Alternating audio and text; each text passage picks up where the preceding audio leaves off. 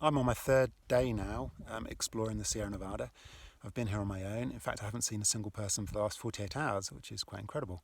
I left my vehicle at about 1 p.m, packed with a big heavy rucksack and started walking up the valley. I had about an 8 kilometre walk ahead of me, ascending 1,400 metres, so it was an exhausting walk. And I was heading up a steep gully. It was probably about 5 p.m. at this point. And I knew that over the lip of this gully, according to the map, was a nice wide open valley where I could safely put up a tent. But the darkness was coming in fast. I knew it would be dark within an hour. The gully was icy and steep. And I was beginning to feel, man, I've really got to push it. So I was pushing quite hard. So by the time I got to the lip of the gully, I was exhausted. Thankfully, I got over the gully, up into the valley in time. I got my tent up just before dark. And by 8 p.m, I was in my sleeping bag. It was freezing cold, and I settled down for the night. I thought I'd sleep really well after that long, heavy walk. I was tired, I was cold, but I was expecting a good night's sleep. It didn't come though, and that whole night I tossed and turned, and that's quite unusual for me because I like being on my own. I like sleeping in a tent, but I had no sleep the whole night long. And morning finally dawned, 7 a.m. I got out my bed, and there was a faint orange glow on the horizon. By 8 o'clock the sun was coming up, and it was a beautiful sunrise, and I took some lovely photos. There was some 4G on the lip of the gully, so I sent some photos home.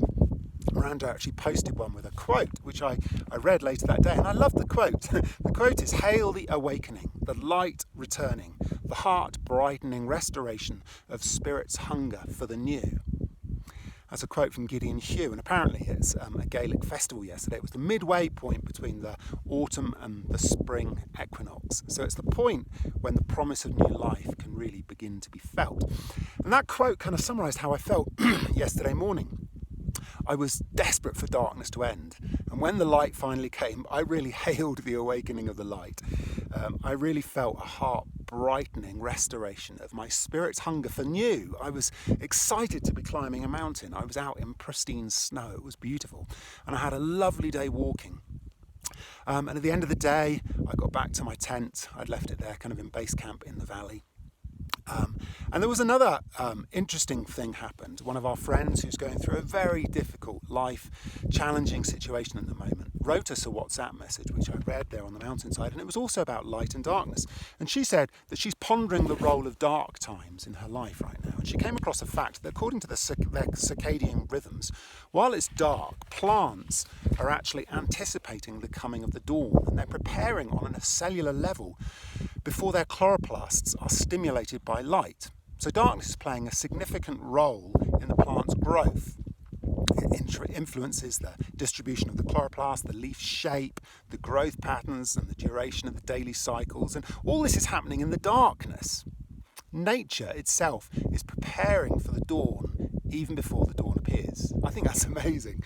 And it's true kind of that in every struggle, in our dark seasons, something is happening deep inside which is preparing us for the dawn. When I come on a time of silence and solitude, which I love, it's not just for the purpose of being on my own and for silence. Silence and solitude, Ruth Haley Barton calls the most basic of spiritual disciplines because it's like a container. It creates space for us to meet with God. It creates space for us to practice the other spiritual disciplines, which in themselves are not a means on their own. They're a means to an end. They are a means of us receiving grace from God in our ongoing transformation in the image of Christ. And so being on my own in silence and solitude is not just for me, for my sake. It's for me to be awake and alert and looking around for what captures my attention. How is God capturing my attention? And so when I have a time like this, I'm looking and I'm thinking, what is going on? What's capturing my attention? And over these 48 hours, it's been this theme of darkness and light.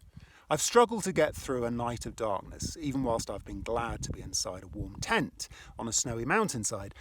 But I've struggled waiting for the dawn, and when the dawn has finally come, I've got up with relief and just rejoiced at the dawn. And I realise I am a child of the light. I am looking for the dawn, and the darkness helps me anticipate the coming of the light. When I struggle to get through a night, how much more do I know I need the light in my life? I need the awakening of the dawn. And as believers, we're all children of the now, but not yet. We're in this period where we don't yet see fully. We're waiting for the dawn to come. We're waiting for Jesus to come. So I'm really loving this theme of darkness and light, and I'm continuing to think about it as I walk. I'd encourage you, maybe you've never taken time to be on your own in silence and solitude. You don't have to come to the mountains to do it, but get on your own and be awake. Be alert. Look for what captures your attention and then give that your full attention. And it's amazing how God can meet you in that place. We're children of the light, looking for the light that is to come.